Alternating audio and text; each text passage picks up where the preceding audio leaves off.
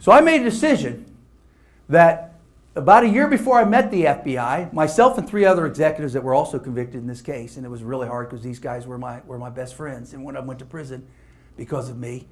But me and 3 other executives that were not above me, these people were my level and below me in my division, we lost $600,000 on an investment. This was a year before I met the FBI. And we reimbursed ourselves because we knew about the price fixing. We know the company couldn't do anything to us. So we stole $600 and reimbursed ourselves on this investment. It was Sid Haas, you may remember some of the movie, Reinhard Richter, Marty Allison. All 3 of them were convicted. One of them went to prison for that $600,000 crime that we split among the 4 of us. So when I'm out on this driveway at 3 in the morning, I knew how to take money from ADM. The accountants were scared to death of me. They were never going to challenge me. And then I thought, well, if I kind of do that same thing, but just for me, without my colleagues, but a lot bigger. I was thinking about 3 years of my salary. It'd take me about 3 years to get back on my feet. I already knew how to take money from ADM. I knew how to have a bogus invoice, put it through the system. I knew the company couldn't come and say, hey, Mark, we're going to go after you for embezzlement. How could they go after me for embezzlement when they're stealing $1 billion a year, the 3 people I worked for? Their crime was so big that I was protected for this level that I was talking about. So I made the decision, 3 years of my compensation was about $9.5 million, that I'm going to write $9.5 million to myself the same way we did the $600,000, myself and 3 colleagues, bogus invoices through the system. So that next day I started putting some invoices in. I did 5 invoices in total, $9.5 million. Accountants were scared to death of me. They sure were going to challenge me. I knew if the company came to me, as I mentioned earlier, how can they go after me for $9.5 million when they're stealing $1 billion a year for 14 years in a row? I was the most protected man in America. So I wrote $9.5 million. I said, now when I get fired, I've got 3 years of what I'm used to making, what I deserve, what I earned, I felt at the time, that sense of entitlement attitude that I had. I felt like I had 3 years to get back on my feet. Well, I wasn't thinking very clearly. Because I got a call, when ADM learned I was the informant, I got a call from an accountant. It's in the book, The Informant, where it discussed this in detail. A friend of mine who was really close to me. He called me, his name's Lou Rochelle, and he said, Mark, ADM's going after you for embezzlement. And he said, they're pulling invoices right now, and they're going to go after you for $9.5 million embezzlement that you stole from them. He said, I'm just letting you know I'm a friend. He said, they're going to go public with it soon. They're going to tell the FBI. They're going to tell the media. So I met the FBI agents. I wanted to be the first to tell them. I met them in a Chinese restaurant the next day. I set up a meeting. Said, I got some things to tell you guys. And I tell you what, it was hard after working with them for 3 years. They became my friends. I couldn't imagine how I'm going to tell them I took $9.5 million the same time I'm working for them. So I started off saying, well, what would happen when people take home company pencils? What would happen when you use the corporate jet for personal use? What would happen if I drive my Mercedes to work, but my company car I let my daughter drive? Because I just couldn't get it out. And then I started telling them about the money. And I tell you what, I saw some jaws drop. Because then they knew they had a challenge and they knew they had a problem. You know, they came to my house. They went and talked about that among themselves and called their superiors. They came to my house shortly after that and said, Mark, we're going to do everything we can. We know you've been cracking under the pressure. Ginger's been telling us about you blowing the driveway off with gas leaf blowers at 3 in the morning and so on. By the way, the FBI has a guideline now, and partly because of my case initiated that discussion, they do not allow an informant to wear a wire longer than a year because they saw the meltdown of someone that went through wearing one for 3. So guidelines were changed as a result of my case. So they were sympathetic. They said, Mark, you're no longer going to have full immunity because of this theft, but we're going to do everything we can to get you the best deal we can. You know, they went to the prosecutors and they told the prosecutors this, tried to get me a plea deal. They said, Mark Whitacre stole $9.5 million at a time that his mental stability is at its worst. He said, Mark Whitacre never got to see mental health counseling, a psychiatrist. When FBI agents go undercover, they have to see a psychiatrist every 3 months to help them deal with a double life. They said, Mark, being a civilian, never got to see any kind of mental health counseling. Psychologist, psychiatrist, neither one. So he said, we need to do something for him. Well, the prosecutor said this, well, we can't give him full immunity because it's in the news now that he stole $9.5 million. We have to punish him. But we'll give him the best deal we can give him. And you know, they agreed to a 6-month sentence. Prison camp, no fence, white collar camp, 6 months and I'm home. My lawyer called my wife and I to Chicago to meet with him. Said, Mark, the FBI agents fought for you. Got you a deal of a lifetime. A plea deal that you're 6 months in prison. You go in early 1998. You'll be home by mid-98. You'll be home about when your middle son graduates from high school. You got to take this. It's a deal of a lifetime. You got 48 hours to sign it. But he said it also requires, now that you had the fraud, to be a better witness, you also have to plead to price fixing. To plea out as a defendant on price fixing, that I no longer had the immunity for price fixing. I could not imagine, after wearing a wire for 3 years, to pleading out on price fixing. I was the one who wore a wire. I was the one who exposed that case. I was the one who told the FBI, because of my wife from the begin with, that price fixing was happening. I would not accept pleading out on price fixing. I took that plea deal, threw it in a trash can, fired that lawyer, hired a whole group of lawyers the next day, and fought that case with everything I had. Sold my house, sold my cars to get money, the money that I needed to pay legal fees, and I fought that case for 2 years, everything I had. And I got a 10-year sentence instead. And I had a 6-month sentence just by signing a piece of paper that I threw in a trash can. I ended up with a 10-year federal prison. Because when you fight a case and the government has to spend millions of dollars in prosecuting you, it's a whole different sentencing structure than a plea deal. But what I want to talk about today is beyond the movie. I went to prison in 1998. That's almost 16 years ago. That was March of 1998. It'll be 16 years next month. Did life end then? I want to talk about the rest of the story and what's happened since then. That's been published in the book called Against All Odds, which is mostly about my wife.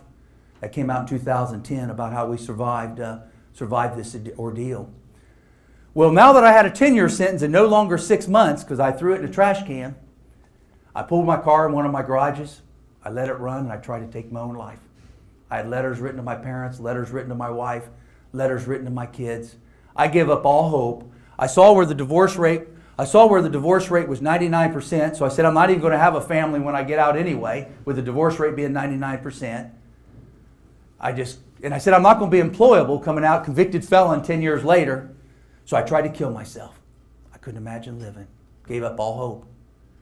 Someone read about that in the newspaper. This would have been in fall of '97. A guy named Ian Howes. Ian Howes showed up at my house, a stranger, I didn't know him. Showed up at my house. I was hospitalized for a month. I was treated for post-traumatic stress syndrome. I was treated for bipolar disorder, all the things that happen when you wear a wire for 3 years and you get to the point where you just try to kill yourself. I was hospitalized for a month. And he read about that in the newspaper, where I tried to take my own life, how I threw a 6-month deal in a trash can, how I'm now getting a 10-year sentence, all the things that I just described to you thus far, front page of the newspapers. He read about it, looked up, found out where I lived, showed up at my house, and he said, Mark, prison's going to be the beginning of your life, not the end. You're going to find your true purpose in life. He was a member of a group called CBMC, Christian Businessmen Connection. I never heard of him or this group at that time. This was fall of 1997. I came back in my house and told my wife, I said, this guy just said this is the beginning of my life. Honey, he's crazier than I am. Get him out of here. She said, you know what? Maybe you ought to listen to him. He told me, he said, Mark, if I spend some time with him each week, he had a study called Operation Timothy. It's an introduction to the Bible. He said, if I spend a little time with him each week, that I may find that there's a lot of good that come out of all this mess that I found myself in, that I caused myself in. Not just found, that I caused myself. So I said, yeah, I'd go through it with him. I said, how long does it take? He said, I usually like to take about an hour a week for a couple of years. I said, I have to show up in prison in 7 months for a decade. I've got 7 months to get my house in order. He said, well, I need to spend 5 or 6 hours a week with you. This is a man that was CFO of a pharmaceutical company, CFO, a man that had 5 children, all school age and younger. You know he didn't have time to be spending 5 or 7 hours a week with me, 5 to 7. He showed up at my house 5 to 7 hours each week, went through Operation Timothy with me, and he planted a seed that changed my life forever. First thing we talked about was, I told him, I said, I think my sins are too big for God to ever forgive me. He'd show me in Scripture that there's no sin that's too big for God to forgive you. And then I said, well, how would God forgive me? And he showed me in Scripture how Jesus came and died here on earth on the cross for my sins. And this was something I'm talking about in a minute. We'd spend hours on. And I tell you, he planted a seed that changed my life forever. It was this man. His name is Chuck Colson. He touched millions of lives. He saw a lot of similarities in my case as he did his case. I was addicted to greed. He was addicted to power at the White House. He went to Brown University. I went to Cornell. We both went to Ivy League. We both went to prison. We were both at the top of our game and ended up in prison. We both were on the front page of lots of newspapers around the country and around the world. So we saw a lot of similarities in our lives. And so instead of sending a volunteer to talk with me, he wanted to talk to me himself. And he reached out and he mentored me for 9 years in prison. And I tell you, he watered the seed that Ian House planted. And I tell you, they impacted my life greatly. When you look at 2 Corinthians 5:20, and it says, if you are a believer in Jesus Christ, you are an ambassador. 2 Corinthians 5:20 says that. You are an ambassador if you are a believer. The question is, how effective are you? Well, I want to tell you something. In my lifetime, I've seen 2 ambassadors face to face. And that was Ian House and Chuck Colson. I saw them face to face sacrifice their life for others. And I had 9 years of free time. All I had to do is show up for breakfast, lunch, and dinner. 9 years of free time. It's like 50 years of real life. No computer, no email, no cell phone. I was in a 10 by 10 in a locker, concrete floor for 9 years. Age 41 to age 49. There's no parole in the federal system. You have to do 8.5 years on a 10-year sentence. You get 15% off on good behavior. So I do 8.5 years. And I tell you, those 8.5 years is like 50 years of real life. And I tell you what, I thank God for the Bible. Because I read that Bible, Genesis to Revelation, all the way through every year. And my relationship with God kept growing and kept growing and kept growing. And I went to church my whole life. My parents forced me to go to church as a youngster. I went to church with my wife and kids because I thought it was the right thing to do. But at age 41, my 3rd month in prison after Ian Howes and meeting Chuck Colson, my 3rd month in prison, them planting that seed, I turned my life over to Christ and got on my knees and surrendered my life to Jesus Christ. Even though I went to church my whole life, at age 41 is when I really became a believer and a follower of Jesus Christ. I found there's a huge difference between going to church and being a follower. One's in the head and the other one's in the heart.